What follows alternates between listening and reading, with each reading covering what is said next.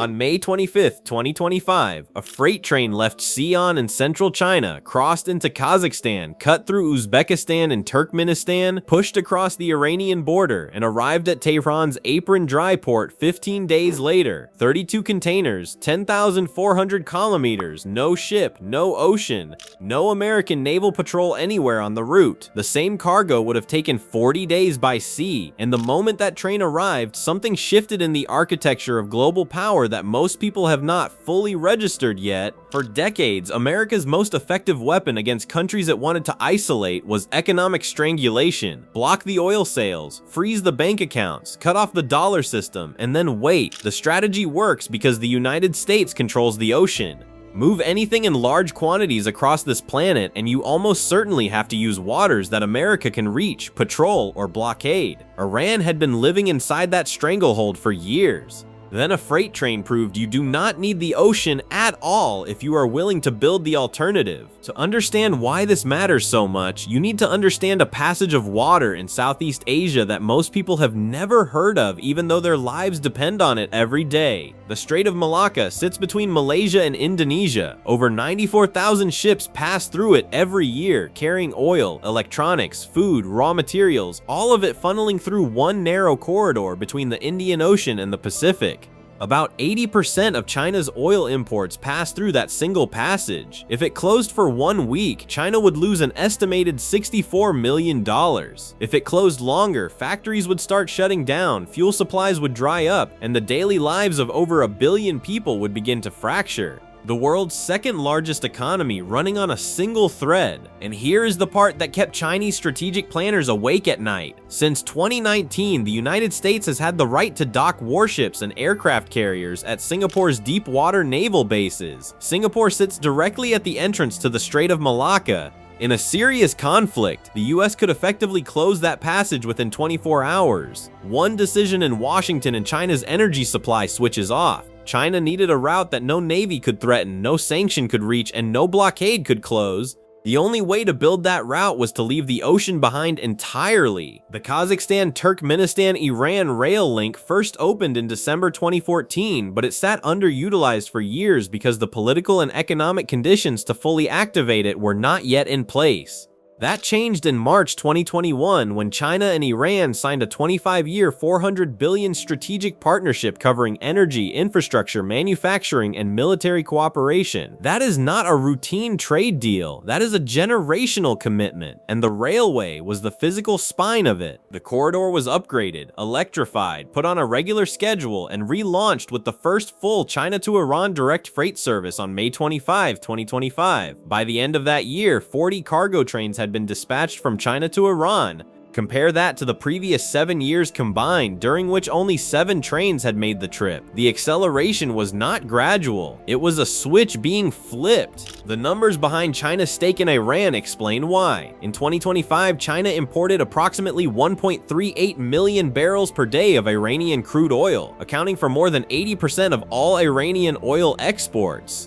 Tehran's total oil revenues in 2024 reached $67 billion, a level the country had not seen in over a decade, even with sanctions officially in full force.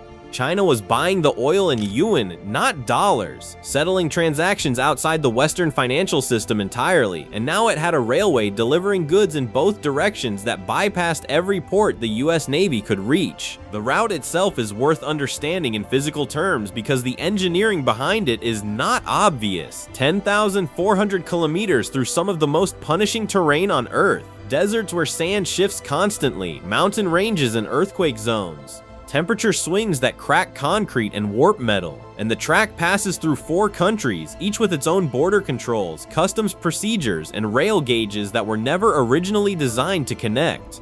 Russia and Central Asia use a broader gauge than China, which means cargo either has to be physically transferred at borders or the carriages themselves need to be swapped onto different axle sets. China built automated bogie exchange stations at key border crossings that can switch a container from one gauge to another in under 30 minutes, down from what previously took hours. Certain sections of the railway in Iran were built underground, not only for weather protection, but, according to analysts, to protect the line from potential airstrikes. An underground railway is not built by a country that thinks this infrastructure is optional. It is built by a country that considers it essential enough to protect from bombs. In February 2025, Iran and Kazakhstan signed an agreement targeting 5 million tons of cargo transit through Iran over 5 years.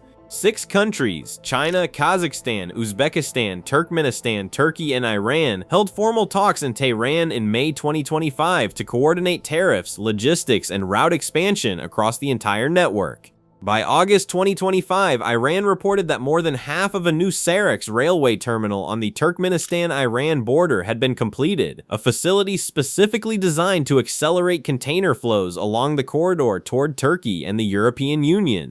The same month, Iran set a national record for rail freight transit, moving over 5 million tons of goods through the country, a 7% increase over any previous year. Their own railway authorities noted publicly that this was achieved under the most severe sanctions and political pressures in the country's modern history. The route also does something significant for a set of countries that almost nobody ever discusses in this context. Tajikistan, Kyrgyzstan, and Afghanistan are completely landlocked.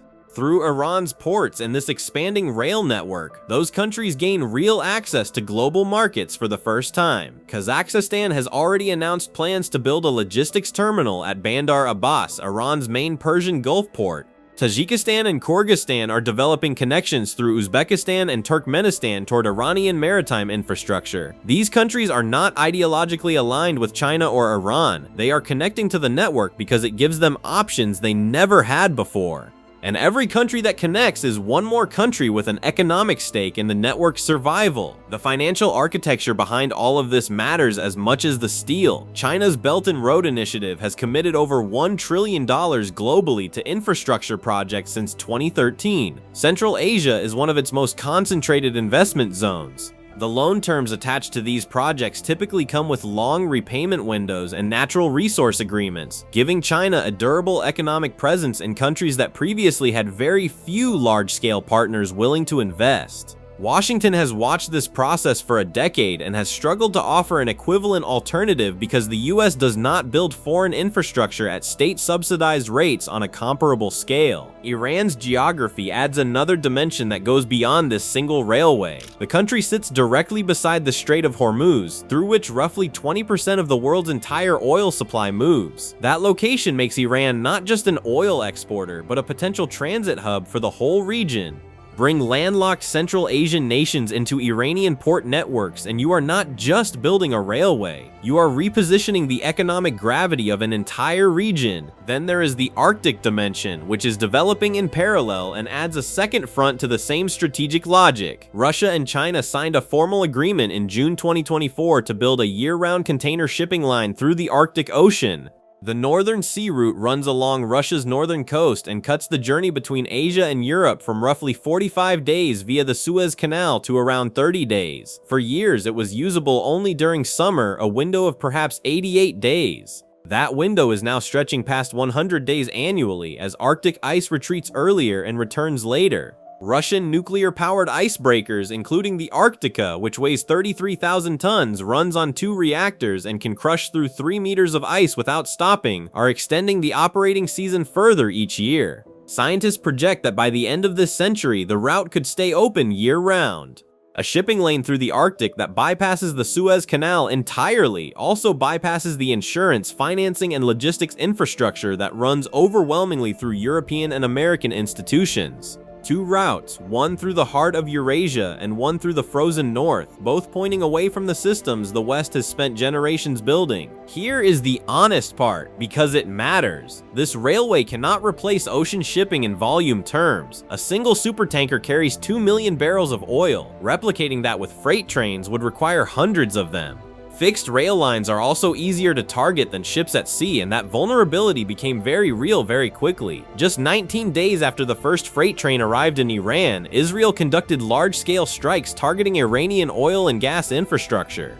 No further public freight services on the corridor were reported for months afterward. The railway that took a decade to fully activate was disrupted within 3 weeks of its launch. That is a significant limitation, and it is one that rail corridors through conflict zones will always face. But the disruption also proves something important. The reason Israel targeted the infrastructure is that it matters. Nobody bombs a railway that is irrelevant. The fact that strikes were directed at the corridor confirms that both sides understand its strategic weight. And rail infrastructure gets rebuilt. Shipping terminals get rebuilt. The Sarax terminal construction was more than 50% complete before the war started and will resume when conditions allow. What China and Iran built together is less a replacement for the ocean and more a proof of concept. When a land route from China to Iran exists and operates on a regular schedule, the threat of a naval blockade loses some of its leverage. When Iran has a buyer paying in yuan through a channel no Western bank touches, sanctions lose some of their grip.